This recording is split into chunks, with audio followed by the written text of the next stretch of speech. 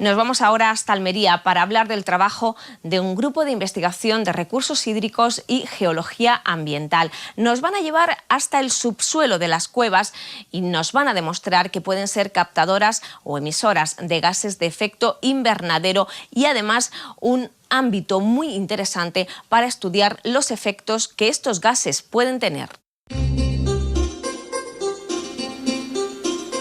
Desde la Declaración de Kioto sobre el cambio climático, científicos de todo el mundo han estado trabajando sobre cómo los diferentes ecosistemas se comportan frente a los gases de efecto invernadero. Uno de los menos estudiados hasta ahora es el suelo, y para abordarlo, las cuevas se han convertido en la zona más accesible para su estudio.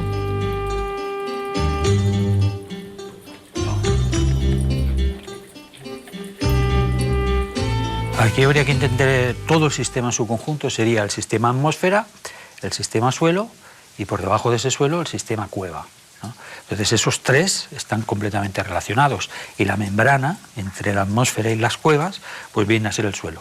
Entonces las características de ese suelo, si el suelo está muy seco o está muy húmedo, pues van a interferir en cuanto a los gases van a ser transportados con más facilidad en un sentido u en otro, ¿no? Pero ¿cuándo va a ser fácil que esos gases se transporten?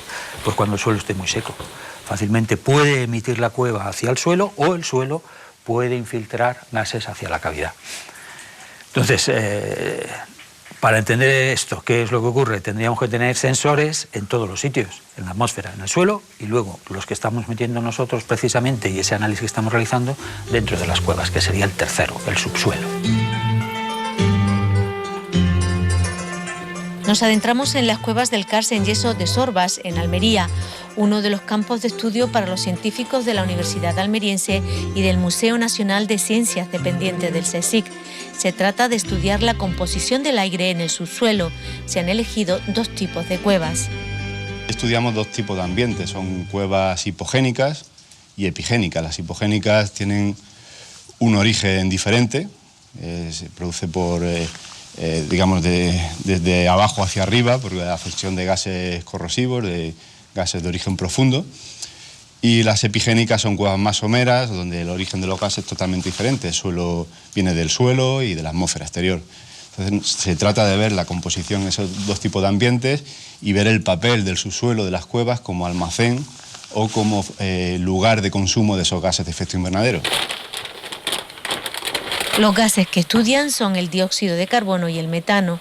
Las mediciones que realizan tratan de desvelar si las cuevas actúan como sumidero o son emisoras.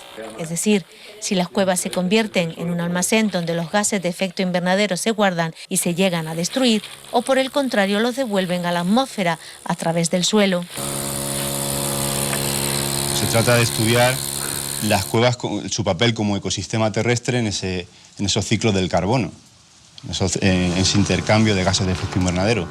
Hasta la fecha se suele estudiar el suelo, cómo interacciona con la atmósfera para ver ese tipo de ecosistemas terrestres, qué papel tienen los ciclos de carbono.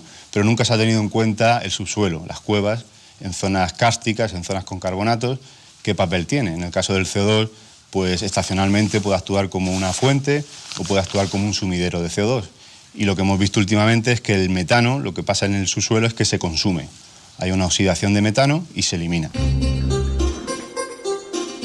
Pero en el proceso hay que estudiar otros componentes, como los minerales que se encuentran en las cuevas y que las forman. Su presencia puede ser determinante en la existencia de los gases y cómo actúan, al igual que los microorganismos. Minerales que han precipitado en unas condiciones completamente distintas a lo que podría ser una precipitación en superficie. Y espeleotemas. Hay espeleotemas que, por ejemplo, están muy relacionados con las fuertes emisiones de CO2 o la alta temperatura. Minerales que precipitan a lo mejor en láminas de agua y que van formando calcitas que se quedan como flotando. Aquí en el Karst en yeso de Sorbas también tenemos algunos minerales peculiares, como son los propios sulfatos. Las estalactitas blancas y demás que se ven por aquí son de sulfato de calcio y creados más o menos recientemente. En cuevas donde a lo mejor existen gases hipogénicos que pueden ser incluso de ácido sulfúrico, pues la roca calcárea también se ve atacada, no solo ya por el ácido normal que puede tener el CO2, sino por el ácido sulfúrico, creando también toda una cadena de minerales muy específica. Hay periodos en los cuales el CO2 entra dentro de la cavidad y hay otros periodos en los cuales el CO2 lo exhala la cavidad, es decir, respira un poco la cueva dependiendo de qué cosas, pues la presión, la temperatura, la cantidad de CO2 que viene por el goteo, por ejemplo. Es decir, bastantes factores que al final lo que tienes es una ecuación con muchas variables que tienes que intentar entender. Las cavidades son una de las piezas del puzzle para entender el cambio climático y cómo gestionarlo. Para los científicos es importante saber cómo los ecosistemas por sí mismos pueden ayudar o no a la conservación del planeta.